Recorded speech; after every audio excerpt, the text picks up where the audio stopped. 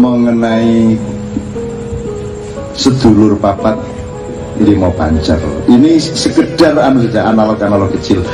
Jadi kalau kita itu hidup itu diurus beneran hubungannya sama siapa, dan jadi kowe karo Gusti Allah hubungannya cetok, karo malaikat hubungannya cetok, karo apa wae kudu cetok hubungannya, karo suget hubunganmu piye, karo wititan piye, karo udan piye, karo segara piye kudu cetok. Nah, wong modern ini tidak punya hubungan apapun kecuali yang dia berkepentingan terhadapnya, kan gitu kan? Nah, maka kita pasti hancur.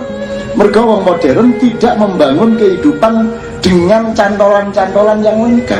Dia hanya punya cantolan, yaitu satu cantolan, yaitu kepentingan kita. Begitu kepentingan itu kemudian tidak bisa dijangkaunya, dia pasti ambruk. Nah, sedulur papat limo pancer itu kan tinggal dipelajari itu. Orang ruwet-ruwet lah rumangsamu. Wes ngene wes, hubunganmu karo banyu ketuban apa? Kuwi jenenge kakang kawah. Terus bar kuwi lahir karo sapa kowe? Karo Adi Ari-ari. Bar kuwi getihmu kuwi jenenge apa? Bar kuwi puser dadi papat kuwi. Yaitu kalau mikro. Terus jarene Kanjeng Nabi, jarene Gusti Allah, kowe iki lak malaikat papat kancamu ki. Bahkan hakikat dan eksistensi hidupmu. Dadi kowe kudu ngerti Jibrilmu bendina ki. Wong kowe karo papat kabeh kuwi kok. Kowe kudu mangerteni Mikaelmu, kowe kudu mangerteni Israfilmu, kowe ya wis dinteni Israilmu. Kowe kudu cetha hubungannya karo ekonomi kita apa, hubungannya karo anak kita apa, sama rumah tangga kita apa. Kalau itu tidak cetha, maka kita hanya hidup di dalam awang uwong yang kita tidak memahaminya. Jadi kita nanti kaya ya kita tidak ngerti, miskin ya tidak ngerti, kita mengalami apa saja semua tanpa ilmu dan pengertian. Wong saiki kowe ora ngerti nek adzan saka menara-menara kuwi janjane kuwi nyicil ngurangi dosane Hitler. Kuwi orang itu hubungannya kowe. Wah, aku bingung apa hubungannya cak lho. Sing gawe sound system toa kuwi idene Hitler ya. Untuk mobilisasi Deutsche Über Alles itu, terus Hitler itu kan perintis kapal selam, itu dia yang juga pertama. Tank itu pertama Jerman. Nah, toa kuwi sing Horen kuwi Hitler kuwi. Jadi saya masjid gawe kuwi dosane Hitler dikurangi baru cari aja itu lah. Ono ceritane. Nek ora diselidiki kono, diselidiki itu loh. Jadi wong urip aja dumeh, aja ngremehke sapa-sapa, sebab kabeh iki kudu cetha hubungane, kudu cetha matur nuwun ora. Masa kowe ora kelingan air banyu ketuban, masa kowe ora kelingan adi hari-hari. Fungsi-fungsi pikiran dan batin kita tiap hari harus diperhitungkan berdasarkan 4 tadi itu, yang pancernya adalah Allah Subhanahu wa Ta'ala, dipandu oleh Nur Muhammad menuju 5 pancer itu. Ini saya bukan mau Jawa-Jawa, enggak, hidup itu memang seperti itu. Dalam Islam itu disebut 4 malaikat. Kemudian alam semesta ini kan lebih kecil dari dirimu, karena engkau khalifahnya. Maka di alam semesta ini ada pembagian persis seperti di dalam dirimu. Mulane kowe kudu ngerti, nek ana sing nyebut kae Mbah Petruk jane sapa, ning Merapi kae Kiai Gringsing sapa, Mbah Jumadil Kubro sapa, Pangeran Patmo sapa. Nek iso didoleki disinaoni, aja mung disirik-sirikke. Kiai Sapu Jagat sapa didoleki, ana sejarahe kabeh. Jajal sing ngurusi asep sapa? Loh, emang ada yang ngurusin lho? Rumah samu Gusti Allah nggak kowe tok lho piye? Aja GR kowe, Gusti Allah duwe staf oke banget dengan kementerian-kementerian. Jadi seluruh yang sifatnya batin dan ilmu itu namanya kakang kawah, itu namanya Jibrilia. Di dalam dirimu selalu ada inspirasi dari, kalau yang tertinggi itu software namanya extension namanya wahyu, di bawahnya ada karomah, maunah, fadilah, ilham atau inspirasi, ya. Itu semua urusan Jibril. Tapi kalau soal maintenance, penataan alam dan kehidupan, baik alam semesta, gunung-gunung, laut, sungai, lempengan-lempengan bumi, gunung berapi, maupun lautan yang ada di dalam dirimu, gunung-gunung berapi yang ada di dalam dirimu, semua penataannya itu disiapkan oleh Mikael. Tapi bagaimana mempraktekkan perusahaan alam semesta di dalam dirimu itu semua dikomandani oleh Israfil. Maka kalau akan ada gempa, terdengar trompetnya Israfil. Kalau akan ada hujan badai, terdengar trompetnya Israfil. Karena beliau yang mengawal pengelolaan khilafahnya manusia. Kui kabeh ono pengetahuane, ojo di sio-sio, ojo di elek-elek tok. Ya ojo dibenerke nek urung ngerti. Anak Israel lah kenal kabeh. Nah Israel, ono wong sing kerjasama karo Israel, ono sing mandiri. Artinya mati ra perlu ngenteni Israel, paten-patene dhewe ini ngenten iki. Ngarso dalam songo pada waktu itu sebenarnya punya pilihan lain. Tidak peduli sama negara Republik Indonesia juga boleh, berhak toh. Atau ya wis ora apa-apa kowe gawe Indonesia tak ewangi ning aku tanggomu. Ya bisa toh ya. Nah, tapi beliau enggak, beliau ngalah. Mikul dhuwur mendem jero tenanan, kan gitu. Nah, menurut saya karena tanggungan beliau untuk memilih sikap itu tuh ora baen-baen, kuwi resikonya gede banget, maka nilai sejarah dan berkahnya sangat tinggi. Dan itu tidak bisa dikalahkan oleh semua kedoliman kepada DIY sekarang ini. Jadi upomo sesuk gagalo mendapatkan legalitas keistimewaan, itu cuma satu tahap. Aku takon luweh tuwa ndi, luweh dawa ndi umure Republik Indonesia apa Keraton Ngayogya? Ora ono Indonesia, keraton tetep keraton to. Nggih mboten? Dadi rasa bagus itu. Rasa bagus sih. Wis ta wong kene iki ya nyengkuyung kok. Kene iki ya arep bareng-bareng apik-apik kok. Ora arep piye-piye. Kuwi engko nek kowe selak saka keharusan sejarah iki engko kowe mesti ya kualat dhewe, kowe engko ya mesti bar kowe kecelek. Sebab Jogja itu sudah madeg keraton itu sudah di dalam hatinya rakyat Jogja dan sampai anak turunnya sampai kapanpun. Saya yang bukan orang Jogja aja punya keraton Jogja di dalam hati saya, gitu loh. Apa cak nun feodal rano hubungannya karo feodalisme leh? Rano hubungannya nek feodal kan aku kudu piye-piye karo Gusti Jaya. Wong aku buktine sing raktir Gusti Jaya terus kok. Kudune lah aku sing raktir. Sing ngabekti kudune ora malah sing ngejak nyate terus niku malah Gusti Jaya. Nek Gusti Prabu rencanane. Ini dereng kelampaan ngoten nggih. Ini insyaallah lah. Insyaallah segera lah nggih. Itu yang pertama. Nomor dua, salah satu kelemahan reformasi niki karena tidak ada imamnya, tidak ada mursyidnya, tidak ada guru bangsanya.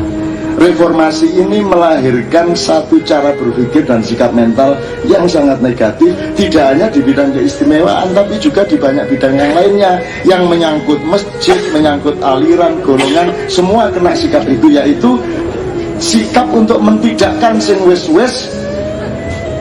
Jadi la ilahane kuat banget nang ilallah ora cetha. Ilallah ora cetha.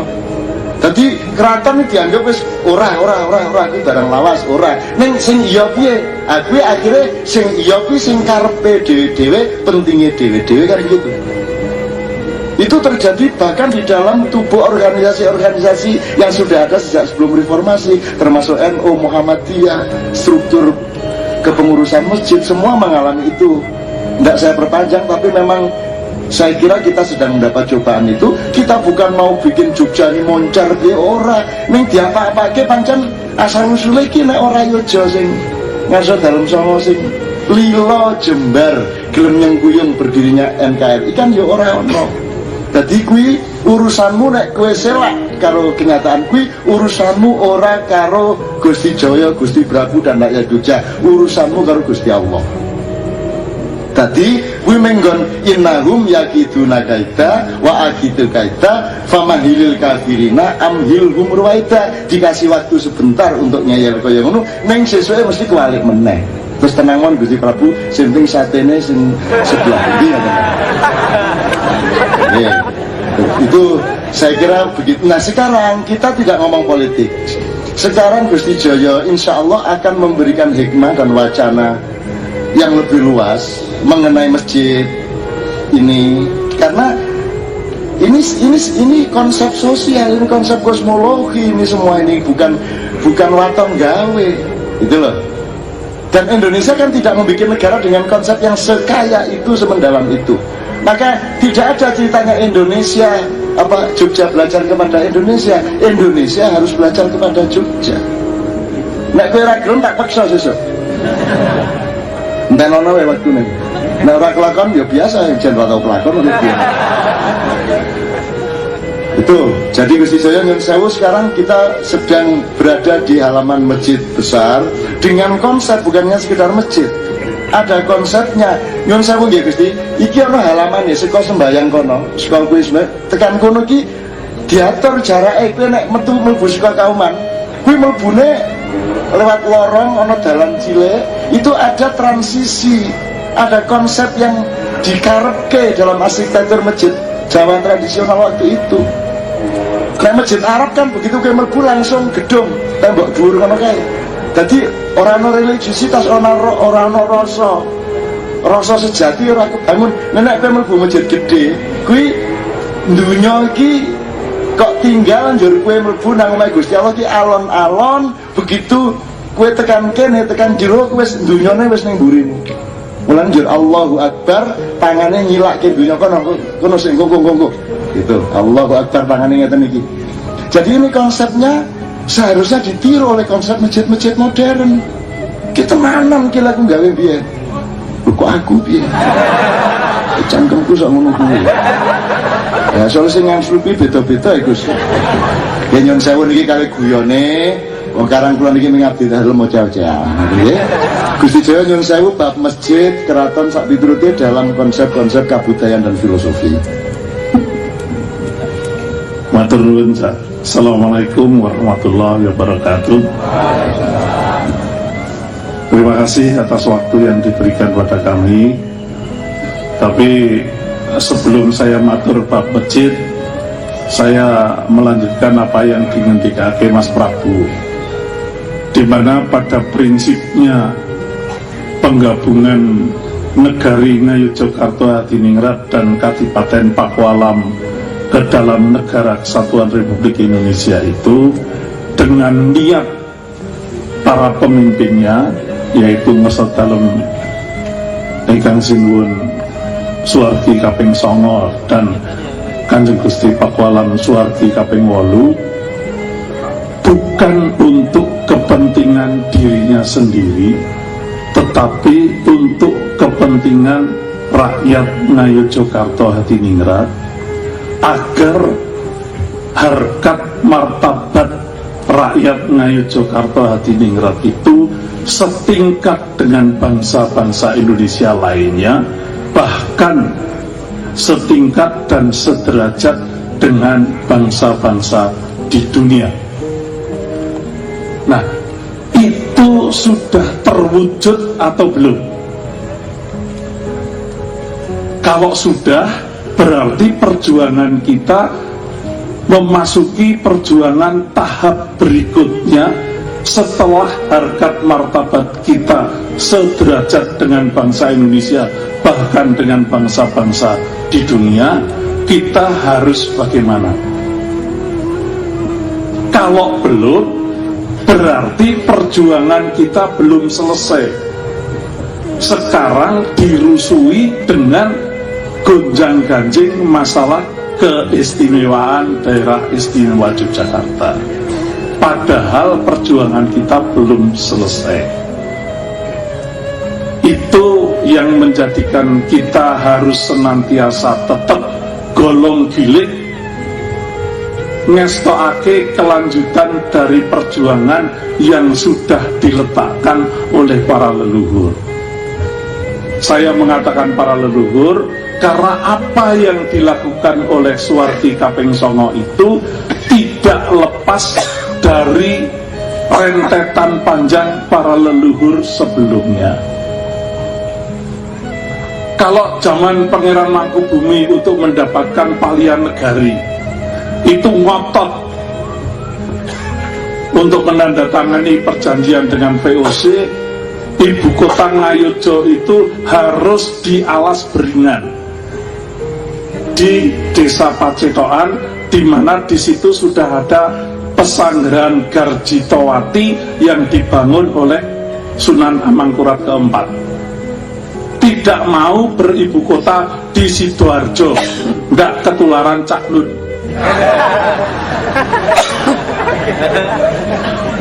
Tapi ngotot harus di Garjitowati.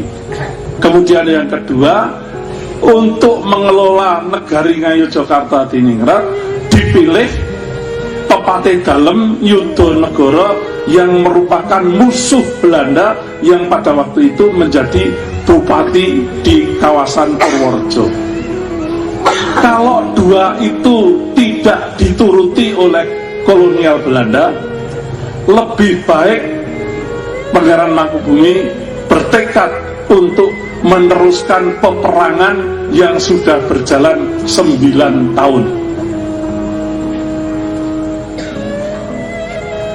Setelah dipenuhi apa yang diminta, perjanjian itu walaupun merugikan banyak negari Ngayogyakarta, ora digape, ora diwaos. Itu sama dengan yang dilakukan oleh Suwardi Kaping Songo.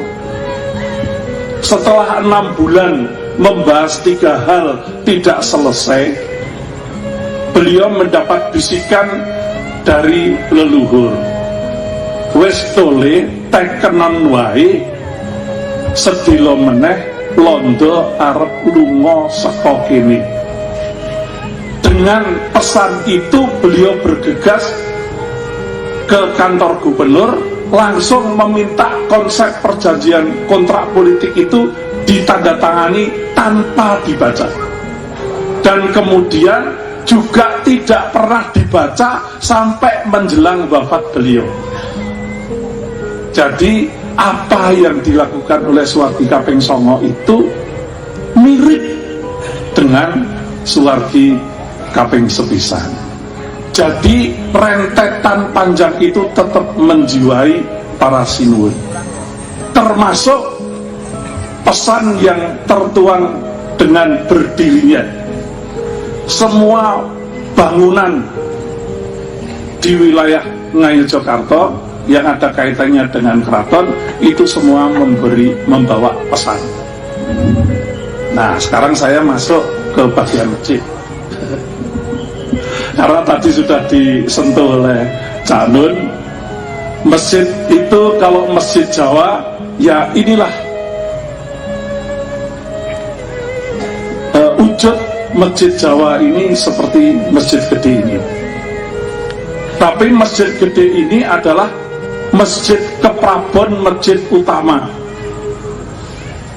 Masjid Jawa mesti harus menghadap ke timur, bukan mengarah kiblat. Bangunan masjid itu menghadap ke timur, tetapi sholat tetap mengarah kiblat. Jadi pada waktu itu, sejak dibangun, sejak Sinuwun Hamengkubuwono pertama, sudah diberi ancer-ancer kiblatnya itu dipecah suci. Dari regol masuk ke masjid sampai pendopo itu ada jalan yang miring, itu namanya pecah suci, itu arah kiblat. Tapi kalau bangunan masjid menghadap ke timur, karena masjid itu adalah perangkat kita manusia di dunia.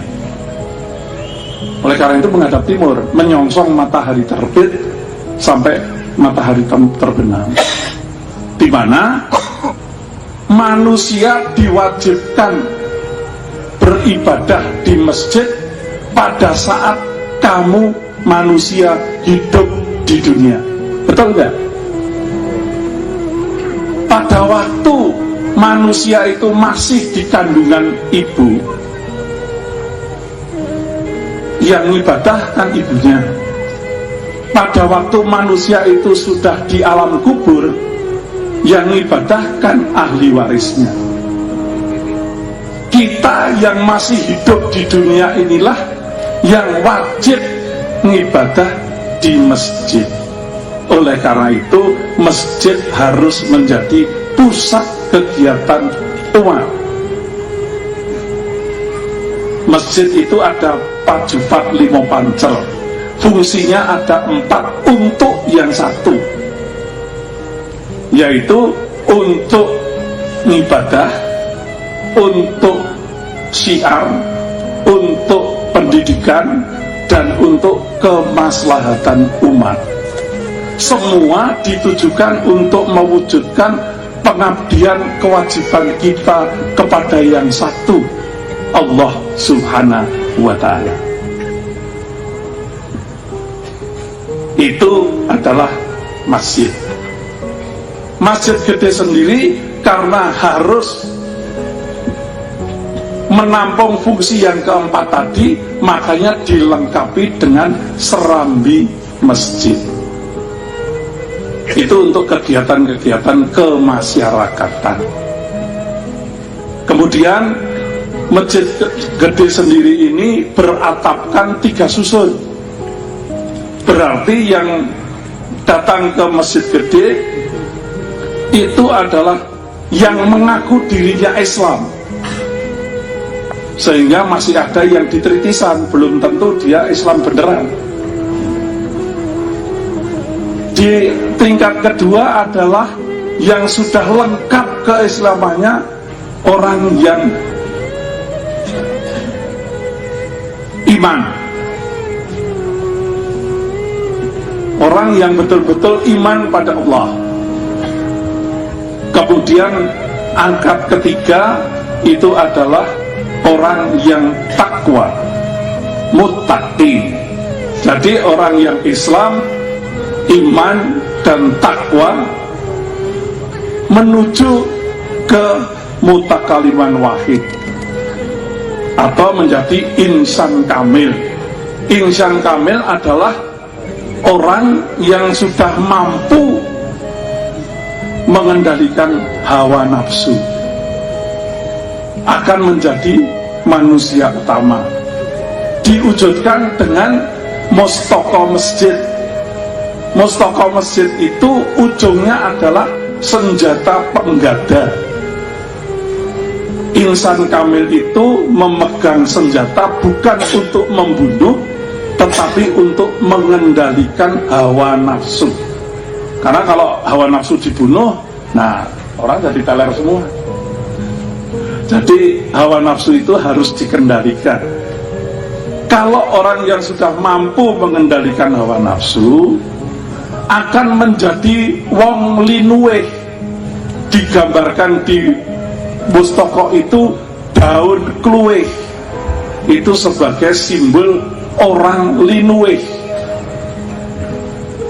Orang linuwe itu kemana-mana selalu berbicara serba baik dan serba harum. Makanya selain daun kluwe, hiasan berikutnya adalah bunga gambir. Jadi ada 3 komponen: penggada, daun kluwe, dan bunga gambir. Insan kamil yang sudah mampu mengendalikan hawa nafsu akan menjadi orang linuwe, di mana orang linuwe penggetikannya selalu harum dan baik bagi kepentingan orang lain, menjadi manusia utama. Nah, itulah pesan yang terkandung di dalam masjid gede ini. Kalau Bapak Ibu perhatikan, di samping masjid gede ada masjid-masjid yang lain yang bukan masjid keprabon tetapi masjid prabon. Itu bedanya. Kalau masjid gede sebagai masjid keprabon atapnya susun 3, kalau masjid prabon itu atapnya hanya susun 2, karena sudah dianggap bukan lagi hanya Islam, tapi sudah iman dan takwa. Sedang pengislamannya itu di masjid gede. Oleh karena itu di masjid gede itu dilakukan juga untuk mengislamkan bagi yang mau memeluk agama Islam. Itulah kaitannya dengan sekaten. Alhamdulillah malam ini dengan Kiai Kanjeng mengawali turunnya gamelan sekaten besok hari Minggu. Mudah-mudahan ini juga akan melengkapi kalau gamelan sekaten itu sekaligus untuk mengundang masyarakat untuk diberi dakwah agar mau mengucap syahadattain. Tapi dengan Kiai Kanjeng ini kita dihibur, insya Allah nanti juga ada nuansa-nuansa yang mengarah kita agar lebih meningkat kualitas peribadatan kita, sehingga kita akan diselamatkan di dunia dan di akhirat karena perkenan Allah Subhanahu wa Ta'ala dalam kondisi situasi yang masih sangat membingungkan saat ini. Mudah-mudahan kita tetap diberi pencerahan dari Allah sehingga kita diselamatkan oleh Allah, tidak menjadi korban kebingungan yang terjadi. Oleh karena itu saya mohon kepada Cak Nun dan teman-teman dari Kiai Kanjeng, saya minta request lagu yang spesifik untuk kita sekalian agar tidak kebingungan. Tolong nyanyikanlah Tombo Hati. Tombo Hati versinya Kiai Kanjeng, yang kemudian dilanjutkan masih ada pesan Suwargi Kaping Songo yang juga ada kaitannya dengan Tombo Hati.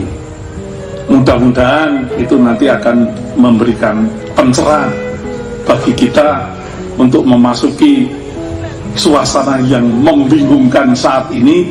Kita tetap diberi dengan kekuatan iman dan takwa, dan ikatan tali yang paling kencang hanya dengan Allah Subhanahu wa Ta'ala. Matur nuwun, ada kurang lebihnya mohon maaf. Assalamualaikum warahmatullahi wabarakatuh. Tepuk tangan dulu semua. Sebelum Mbak Aryati, ini saya ingin nyambung Gusti Joyo. Jadi dari arsitektur masjid ini sampean coba ingat-ingat Mas, bedanya arsitektur modern karo arsitektur keraton dan tradisi. Nah, arsitektur saiki iki nomor 1 ora gocekan lor kidul, ora gocekan nisor dhuwur. Jadi wong saiki ora ngertine kiwa tengen. Nek jadi wong sing cah anyar saiki saka Tugu ora iso kae Tugu ngidul, ora iso deh. Jadi kita sudah kehilangan skala kosmologis. Orang Jakarta sudah nggak ngerti mana utara mana selatan. Nah, arsitektur modern itu pencapaiannya sangat rendah, yaitu pokoknya ketoke apik, disawangki penak, ngono tok. Tapi tidak ada kandungan apa-apa di dalam pemandangan sing penak kuwi. Arsitektur seperti Masjid Agung ini, Masjid Besar Jogja ini, Masjid Keprabon ini ya, kan ini Masjid gede ini nek misalnya ono temboke, kaya ono cagake, iki ono apa jenenge latare, ono terase, itu konsep sosial, itu bukan konsep arsitektur. Itu konsep kebudayaan, konsep filosofi dan konsep teologi. Jadi tidak nggawe tembok mergo pengin dan bisa disawang wong, oh tembok apik ngono, ora ngono. Tapi semua itu diletakkan di dalam tatanan berdasarkan konsep yang mendalam tadi. Misalnya yang setiap hari ke masjid itu saya tanya, ini halaman yang ini ada sukete apa ya? Ono sukete ora? Aslinya nek saiki ono, aslinya ora entuk ono sukete. Setahu saya loh. Tidak boleh ada kaya halaman Prambanan kuwi asline ora entuk ana sukete. Itu ada pertimbangan kosmologis, ada pertimbangan filosofis, ada pertimbangan teosofis. Neng dadi kae nek kowe ndelok Prambanan saka kadoan zaman semono sadurunge ditutup jalan macam-macam, itu seperti tidak di bumi karena di sekitarnya tidak ada rumput, hanya tanah. Jadi kaya ngawang ngono iki karena diperlukan ada rangsangan spiritual bagi setiap orang yang datang ke Prambanan. Neng suatu hari Butin Soeharto tilik apa Prambanan sikile keceklok, sandale keserimpet, jero tipe kaya akhirnya saiki digawe konflik jaga latar tadi ya ora apa-apa kuwi wong seni sono iki mbiyen iki le dirubah iki mergo Pak Harto isu-isu tangi turu ning gedung agung niku karo nyangkluk kanduk kae njur lho kae kok gedungnya wis rusak ngono kuwi. Itu berarti dawuh untuk semua kementerian agar segera dandani gedung kuwi. Bar kae yang ngelirik sedelet lho kae kok rusak gedungnya ngono to. Jadi teman-teman sekalian, saya kira pertemuan kita pada malam hari ini adalah mempelajari kembali dan belajar untuk balik kepada konsep, tidak hanya konsep politik dan sosial, tapi konsep sampai ke tingkat teosofi, teologi, kosmologi dan seterusnya. Iki ono hubungannya karo struktur bintang. Orang yang ketok apik ngono tok. Itu teman sekalian. Saya kira Anda coba teliti kembali masjid ini.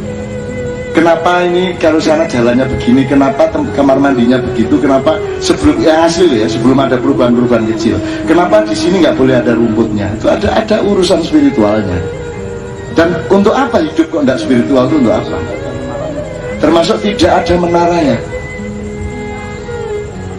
Dipun anu Gusti, filosofi nego orang menorone itu. Ya itu tadi karena dari semua yang ada itu sudah jangkep. Nah, menara itu posisi untuk muadzin yang lebih tinggi daripada umat. Padahal ini masjid keprabon yang setiap saat itu ada kehadiran ingkang sinuwun maupun tamu-tamu negara. Sehingga kalau ada muadzin yang naik di menara itu berarti ngelangkai beliau. Oleh karena itu tidak perlu memakai menara. Nah, sekarang kalau memang dibutuhkan gaung suara dari masjid ini semakin besar dan semakin menjangkau kemana-mana, apa yang sudah tertempel di lapis kedua atap itu bisa diperbesar. Sebetulnya bukan hanya itu, Tanun. Dulu itu masjid gede itu juga ditandai dengan lagu-lagu azan itu setiap fardu berbeda. Kalau subuh itu azannya begini, kalau duhur itu azannya begini, kalau asar azannya begini, kalau maghrib adanya begini, kalau isya adanya begini. Sehingga masyarakat itu tidak perlu lihat jam, asal mendengar azan dari masjid gede yang merupakan pusat azan pertama kali, itu sudah paham. Oh ini jam sekian, oh ini waktu dulu. Kalau dulu belum ada jam gitu. Dan dulu itu azan masjid gede itu mesti menjadi pancer panutan dari masjid-masjid yang lain. Sebelum masjid gede azan, belum ada masjid yang lain azan. Tapi sekarang ya itu tadi malah sok disi. Nah itu suasana modern itu juga sudah masuk ke dalam dunia masjid dengan memanfaatkan sound system sehingga berani mendahului daripada imamnya. Nah itu benar atau tidak walau alam lah, semoga. Oke teman-teman sekalian, dulu di kampung sini kan kauman, sekonone Noto Prajan. Di Noto Prajan itu ada ciri kalau terdengar suara Pak itu berarti dia ada layatannya. Soalnya sing ngomong ke meski Pak kui, nek ono krungu suarane Pak Kae, iki berarti ono sing lelayu, ya ono sing dipundhut Pak Damanhuri jenenge. Suatu hari ono pengumuman kematian kok dudu suarane Pak Damanhuri, berarti sing dijupuk Pak Damanhuri. Kira-kira ngono masyarakatnya gitu. Wih ono kuwi diapalke karo Cah Noto Prajan ning mburi iki. Suronatan. Nggih. Nggak, itu dinamika romantikanya dengan apa namanya dunia pengumuman. Wah itu kalau sekarang bisa dilacak lagi Isti ya. bisa dilacak meneh adzan subuh piye, apa dandang gula, apa pucung, apa nek dhuwur piye gitu kan. Saya tuh sangat senang adzan dengan lagu Jawa, sangat senang sekali. Dan saya kira itu istimewa di surga nanti insyaallah. Inilah minggu sing kon adzan ki wong Jawa wae lah. Karo tenggerantes piye ngono lho. Terus sedikit sebelum saya mohon kepada Bapak Wali Kota, ini tadi saya cuma meneruskan bahwa pintu ini harus kita buka. Gusti Jawa tadi ngendika mengenai sedulur papat lima pancar. Ini sekedar analog kecil. Jadi kalau kita itu hidup itu diurus beneran hubungannya sama siapa, dan jadi kowe karo Gusti Allah hubungannya cetok, karo malaikat hubungannya cetok, karo apa wae kudu cetok hubungannya, karo suket hubunganmu piye, karo wititan piye, karo udan piye, karo segoro piye kudu cetok. Nah, wong modern ini tidak punya hubungan apapun kecuali yang dia berkepentingan terhadapnya, kan itu kan. Nah, maka kita pasti hancur. Mergo wong modern tidak membangun kehidupan dengan cantolan-cantolan yang lengkap. Dia hanya punya cantolan, yaitu satu cantolan, yaitu kepentingan kita. Begitu kepentingan itu kemudian tidak bisa dijangkaunya, dia pasti ambruk. Nah, sedulur papat lima pancer itu kan tinggal dipelajari itu. Orang ruwet-ruwet lah rumangsamu. Wes ngene wes, hubunganmu karo banyu ketuban apa? Kuwi jenenge Kakang Kawah. Terus bar kuwi lahir karo sapa kowe? Karo Adi Ari-ari. Bar kuwi getihmu kuwi jenenge apa? Bar kuwi puser dadi papat kuwi. Yaitu kalau mikro. Terus jarene Kanjeng Nabi, jarene Gusti Allah, kowe iki lak malaikat papat kancamu ki. Bahkan hakikat dan eksistensi hidupmu. Dadi kowe kudu ngerti Jibrilmu bendina ki. Wong kowe karo papat kabeh kuwi kok. Kowe kudu mangerteni Mikaelmu, kowe kudu mangerteni Israfilmu, kowe ya wis dienteni Israilmu. Kowe kudu cetha hubungannya karo ekonomi kita apa, hubungannya karo anak kita apa, sama rumah tangga kita apa. Kalau itu tidak cetha, maka kita hanya hidup di dalam awang uwong yang kita tidak memahaminya. Jadi kita nanti kaya ya kita tidak ngerti, miskin ya tidak ngerti, kita mengalami apa saja semua tanpa ilmu dan pengertian. Wong saiki kowe ora ngerti nek azan saka menara-menara kuwi janjane kuwi nyicil ngurangi dosane Hitler. Kuwi ora ngerti ta hubungane kowe. Wah, itu bingung apa hubungane cak lho. Sing gawe sound system toa kuwi idene Hitler piye? Untuk mobilisasi Deutsche Über Alles itu, terus Hitler itu kan perintis kapal selam, itu dia yang juga pertama. Tank itu pertama Jerman. Nah, toa kuwi sing Horen kuwi kuwi Hitler kuwi. Dadi saya masjid gawe kuwi dosane Hitler dikurangi berlu jari Hitler. Ono ceritane. Nek ora diselidiki kono, diseliti itu loh. Jadi wong urip aja dumeh, aja ngremehke sapa-sapa, sebab kabeh iki kudu cetha hubungane, kudu cetha matur nuwun ora. Masa kowe ora kelingan air banyu ketuban, masa kowe ora kelingan adi hari-hari. Fungsi-fungsi pikiran dan batin kita tiap hari harus diperhitungkan berdasarkan 4 tadi itu, yang pancernya adalah Allah Subhanahu wa ta'ala, dipandu oleh Nur Muhammad menuju 5 pancer itu. Ini saya bukan mau Jawa-Jawa, enggak, hidup memang seperti itu. Dalam Islam itu disebut 4 malaikat. Kemudian alam semesta ini kan lebih kecil dari dirimu, karena engkau khalifahnya. Maka di alam semesta ini ada pembagian persis seperti di dalam dirimu. Mulane kowe kudu ngerti, nek ana sing nyebut kae Mbah Petruk jane sapa, ngrapi kae, Kiai Gringsing sapa, Mbak Jumatil Kubra sapa, Pangeran Patmo sapa. Nek isih didoleki disinaoni, aja mung disirik-sirikke. Kiai Sapu Jagat sapa didoleki, ana sejarah kabeh. Jajal sing ngurusi asep sapa? Loh, emang ada yang ngurusin lho. Rumahmu Gusti Allah nggawe kowe tok lho piye? Aja GR kowe, Gusti Allah duwe staf oke banget dengan kementerian-kementerian. Jadi seluruh yang sifatnya batin dan ilmu itu namanya Kakang Kawah, itu namanya Jibrilia. Di dalam dirimu selalu ada inspirasi dari Kalau yang tertinggi itu software namanya extension namanya wahyu, di bawahnya ada karomah, maunah, fadilah, ilham atau inspirasi, ya.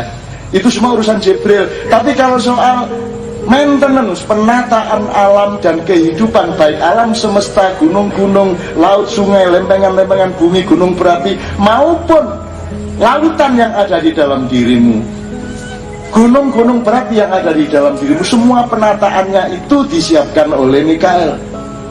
Tapi bagaimana mempraktekkan perusahaan alam semesta di dalam dirimu itu semua dikomandani oleh Israfil. Maka kalau akan ada gempa, terdengar trompetnya Israfil. Kalau akan ada hujan badai, terdengar trompetnya Israfil. Karena beliau yang mengawal pengelolaan khilafahnya manusia. Kui kabeh ono pengetahuane, ojo di sio-sio, ojo di elek-elek tok. Ya ojo dibenerke nek urung ngerti. Anak Israel lah kenal kabeh. Nah Israel, ono wong sing kerjasama karo Israel, ono sing mandiri. Artinya mati ra perlu ngenteni Israel, paten-patene dhewe ini ngenten iki.